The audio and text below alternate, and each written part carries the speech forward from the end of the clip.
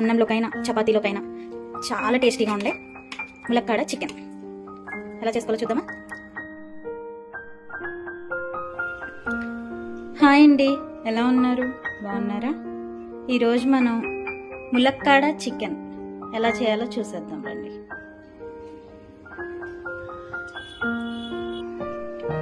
ముందుగా స్టవ్ పైన గిన్నె పెట్టుకుని 3 స్పూన్ల ఆయిల్ వేసుకున్నానండి. నేను ఆయిల్ వేడైన తర్వాత 3 మీడియం సైజ్ ఆనియన్స్ తీసుకున్నాను. వేసేద్దాం.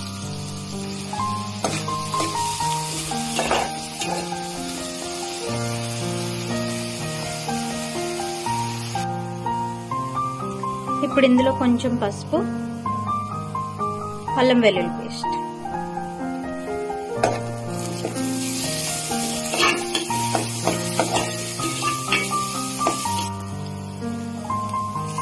పచ్చివాసన పోయిన తర్వాత చికెన్ వేసుకున్నాం. 1/2 కిలో చికెన్ తీసుకున్నా నేను.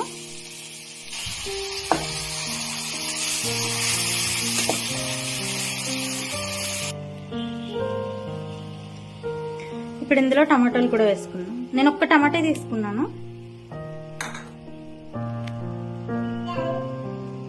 మూత పెట్టదు.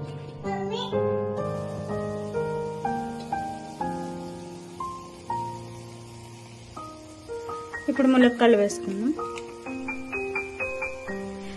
2 ములక్కాయలు తీసుకున్నాం.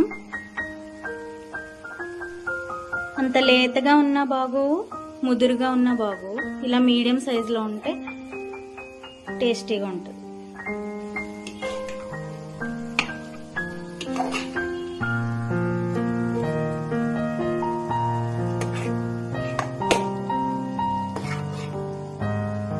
ఒక 10 మినిట్స్ ఇలా వదిలేద్దాం.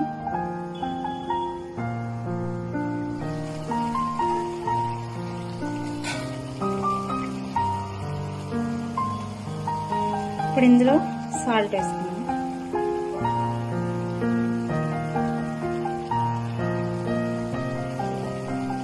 చికెన్ మసాలా,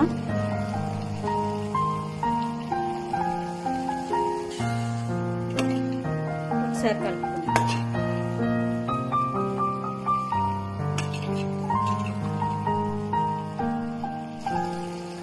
ఇప్పుడు కారం వేసుకుందాం. ఈ ఉప్పు కారం అనేది మీ రుచికి సరిపడా మీరు వేసుకోవచ్చు. ఎందుకంటే కొంతమంది ఎక్కువ తింటారు, కొంతమంది తక్కువ తింటారు కదా. కర్రీ ఇంకా అవ్వకుండానే స్మెల్ చాలా బాగా వస్తుంది. ఆ స్మెల్కే మా బిట్టు కక్క కక్క అంటున్నాడు. ఏం కావాలి బిట్టు? ఏం కావాలి?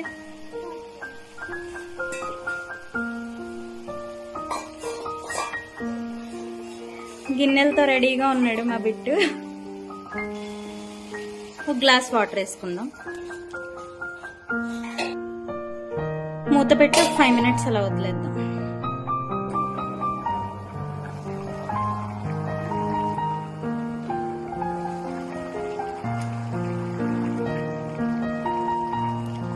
అంతేనండి, అయిపోయింది. కొంచెం గ్రేవీ తక్కువగా కావాలి మాకు అనుకుంటే ఇంకొక 5 మినిట్స్ ఉంచుకొని దింపేసుకోవచ్చు. కొత్తిమీర వేసుకొని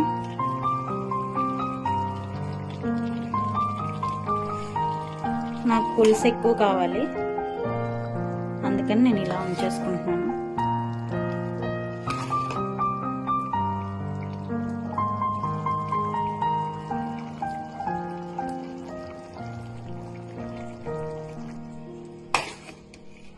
అంతేనండి, సింపుల్. బాగుంది కదా? నచ్చిందా? అయితే మీరు కూడా ట్రై చేసి ఎలా ఉందో చెప్పండి. ఉంటా మరి, బాయ్.